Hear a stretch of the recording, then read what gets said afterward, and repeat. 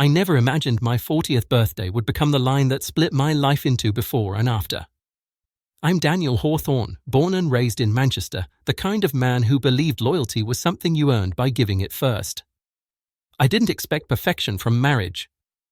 I expected respect. I expected honesty. I expected that the people closest to me wouldn't be the ones to quietly tear everything apart. My wife, Eleanor, and I had been married for 11 years. Not perfect, not disastrous, just steady. We had routines. Morning coffee. Shared calendars. Inside jokes that no longer made anyone else laugh. If you'd asked me a week before my birthday how my marriage was doing, I would have said fine. Not great. Not broken. Just fine, which I'd learned was the adult word for content.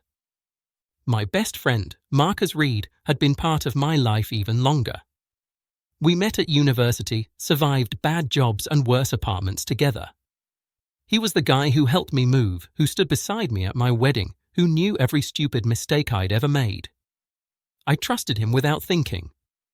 He was family. Eleanor suggested a small birthday gathering at our place. Nothing big. A few friends, some drinks, music low enough to talk over. Marcus showed up early, like he always did, carrying a bottle of whiskey he knew I liked. Eleanor hugged him a little longer than usual, but I didn't clock it as anything strange. People hug. It was my birthday. I was relaxed. The night moved easily at first. Laughter. Stories I'd heard before. A toast that embarrassed me in the usual way.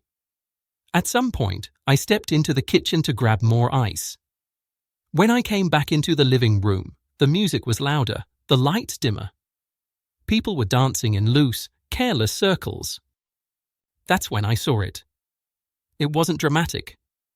No passionate scene. Just a moment.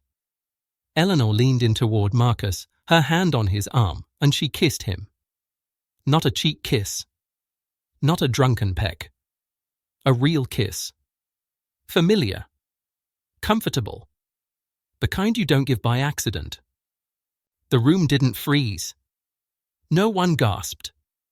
A couple people laughed, assuming it was a joke. Someone shouted something about birthday surprises. But I couldn't hear any of it. All I could see was the way Marcus didn't pull back. The way Eleanor smiled afterward, like nothing unusual had happened. I didn't explode. I didn't shout. I didn't storm across the room. I just stood there, holding a bag of ice that was slowly melting onto the floor. Eleanor caught my eye a second later. Her smile faltered, just slightly, like she'd forgotten something important and remembered too late. I put the ice down. I told everyone I needed some air. My voice sounded steady, which surprised me. Outside, the night was cold and quiet. I stood on the pavement, breathing, telling myself there had to be an explanation. A joke. Too much wine. Something harmless. Marcus came out after a few minutes. He leaned against the wall beside me, hands in his pockets, like we were just two mates escaping the noise. He said my name the way he always did, casual, familiar. Then he said it wasn't supposed to happen like that. That sentence changed everything. I asked him how long. He didn't answer right away. He stared at the ground, then said, "A while." Not weeks. Not months. A while. Long enough to have a rhythm. Long enough to stop feeling guilty every day. Eleanor joined us. She didn't apologize. Not immediately. She said, "I didn't plan for you to find out tonight." As if timing was the issue. As if the problem was inconvenience, not betrayal. The truth came out in pieces, each one heavier than the last. It hadn't started as an affair, she said. It started as conversations. Complaints. Shared jokes. Marcus understood her in ways I didn't anymore. He listened. He noticed. Somewhere along the line, lines blurred, then disappeared. I asked her why she stayed with me. She said, "I didn't want to hurt you." I asked Marcus why he didn't stop it.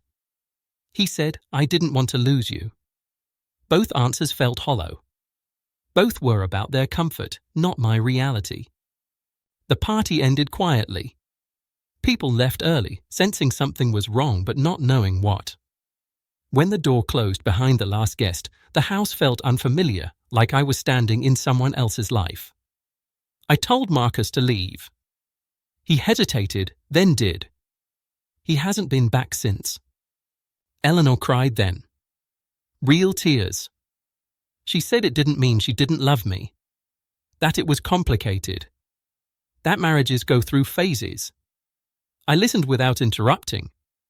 I realized, in that moment, that I felt nothing. No rage. No urge to argue. Just a clear, heavy understanding. The kiss wasn't the betrayal. It was the evidence. You don't accidentally kiss your husband's best friend on his birthday. You do it because, on some level, you believe you'll get away with it. Because you've already crossed every important line in your head. I slept in the spare room that night. In the morning, I made coffee out of habit, then poured it down the sink untouched. Eleanor tried to talk again. I told her I needed space. I packed a bag the same way I always did for work trips, efficient and quiet. Before I left, I looked at her and said, "You didn't just break my trust. You replaced it." She didn't respond. There was nothing left to say. I'm staying with my brother now. The days are calm. Pain comes in waves, but beneath it is clarity. I didn't lose my marriage because of one kiss. I lost it because the people I trusted most chose themselves long before that night. My birthday will come next year. Older. Wiser. But I won't be standing in a room wondering who's betraying me anymore.